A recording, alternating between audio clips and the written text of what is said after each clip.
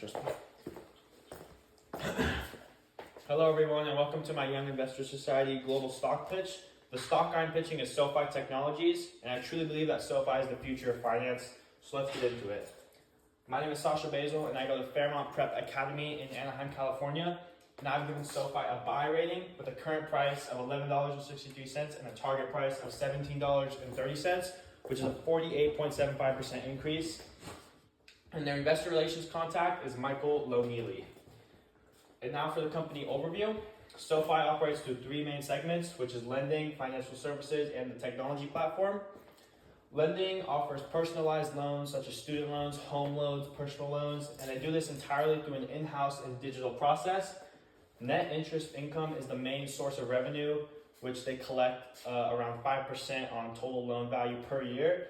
But fee-based revenue has also been growing significantly in this segment, and they are selling many loans to private credit firms and outside financiers.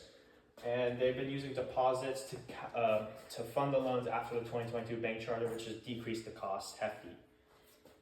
And financial services is the traditional kind of banking segment of Sofi, which offers Sofi Money, which is the checking and savings accounts, credit and debit cards. And also they have Sofi Invest, which is kind of like any other investing platform, like Robinhood or Charles Schwab, except Sofi differentiates themselves through alternative funds, IPOs, retirement accounts, fractional shares, but this is the true bread and butter of kind of what you would think of a financial service firm like Sofi. And they also have robo-advisory, which is an AI-based investment assistant that helps clients' needs. And trading and management fees are the main revenue driver, but trading for simple stocks like just buying and selling is still free at the company, which is the industry norm at this point. And the technology platform is made up of Galileo and Technesis, which were acquired in 2020, 2022, and then merged together to make up this segment. And this segment is the embedded finance. It's a business-to-business service. So institutions use Sofi's tech platform to match the financial needs of all their customers. So non-financial service firms like DoorDash would use something like this to fund all the deliveries they need to make, such as, when someone buys something, DoorDash will use this to pay for it, and then once the client pays, then this Sofi will be refunded.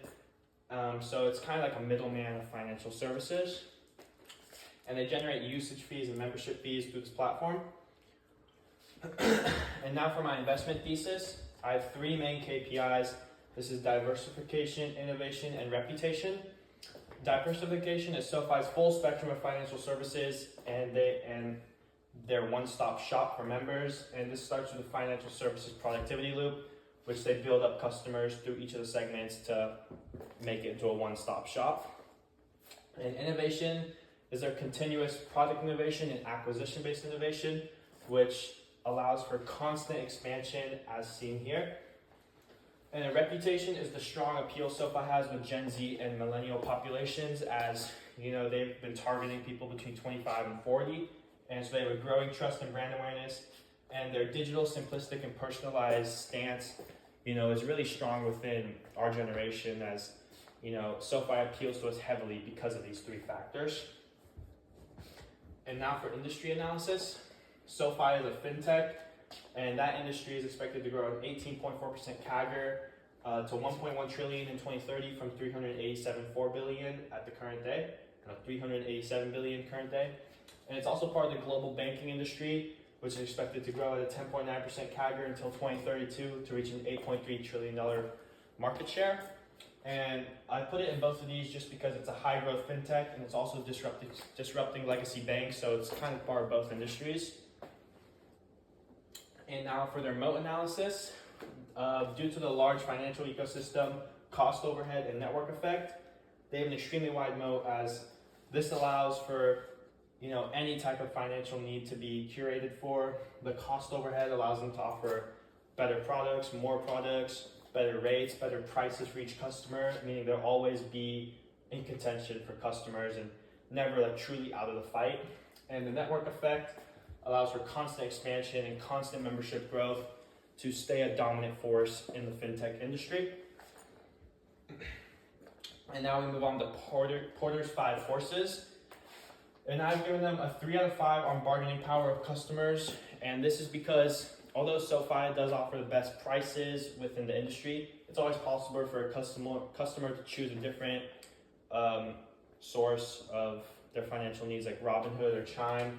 So there is a high intensity of competitive rivalry, 2 out of 5, because you have Robinhood, Chime, PayPal, traditional banks, all these different competitors. So it is a really fierce industry. The bargaining power of suppliers is a 3 because there are many other outside factors that set interest rates, and if people choose not to buy or not to fund SoFi's loans, it could be very harmful to the company. And as I said earlier, there are a lot of substitutes like Robinhood, Chime, traditional banks, like I said. And barriers to entry is pretty insignificant just due to the regulations, cost of capital, cost to start up, and just how hard it is to earn trust and brand awareness within this industry. So they're pretty well set up within the 5 forces. And the 4 main revenue drivers are the technology platform, membership growth, expanded loan products, and the bank charter. Through the technology platform, it's the only growing segment currently, growing at 11% and 15% the last 2 year-on-years. And the contribution profit has rose from 24 to 34%. And it's kind of a leader within the embedded finance sector. And membership growth, they've grown at 78% over the last 2 years, around 8.7% per quarter. So this has allowed for cross-product adoption and data-driven expansion. They have a lot of new loan products, which is partnerships with private credit firms, outsourcing loan origination, and the growth of the lending segment overall. And the bank charter has increased their flexibility, allowed for SoFi money, and lowered the cost of loans overall. So these are the 4 main KPIs of the company. And now we come to their financial standpoint. They officially became profitable in 2024, as we can see here. They have a very fast growing revenues, around 40% from annualized from 2021 to 2024, as seen here. And they have an extremely healthy debt to equity ratio of 0.49, which is healthy for any company, but especially a high growth fintech such as SoFi. And through this, they could show that they can successfully scale margins while growing at an extremely high rate, which just shows the financial health of the company overall. And now valuation, as I said earlier, I've given it a target price of $17.30, and this is due to my intrinsic value model and my price to sales model and my price to EPS model. And I averaged all these out to give a target price of $17.30. And this shows the high growth of the company, but this shows the fair value of the company compared to industry rivals. So $17.30 is an extremely fair price target for this company. And now management, their CEO is Anthony Noto, who has an MBA from Wharton and was a former executive at Twitter. He grew Twitter over 170% revenue-wise in 4 years and took SoFi from 500,000 members to 10 million plus members. Shareholders, around 50% is public. Most of it is institutions, and 2.6% of it is insiders, with 1.9 being Noto. Their leadership consists of 10 board members. 9 out of 10 are independent. The only non is Anthony Noto, which is an extremely healthy board. And ESG considerations, there's no emissions, no carbon emissions, no paper emissions, so they're very healthy for the environment.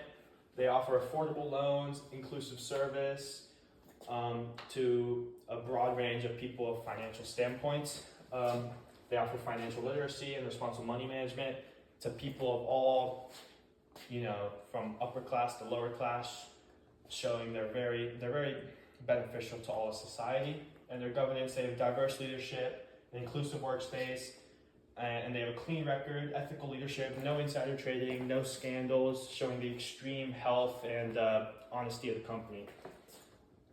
And now AI innovation. They use AI to power financial advisory and data. So they have AI-powered advice, robo-advisory, assisted financial decisions, and AI-curated personalization and investment strategies. They also use AI to assess risk, analyze data, and streamline the application processes, as they can use people's data from all the segments to curate an even more personalized experience within the company.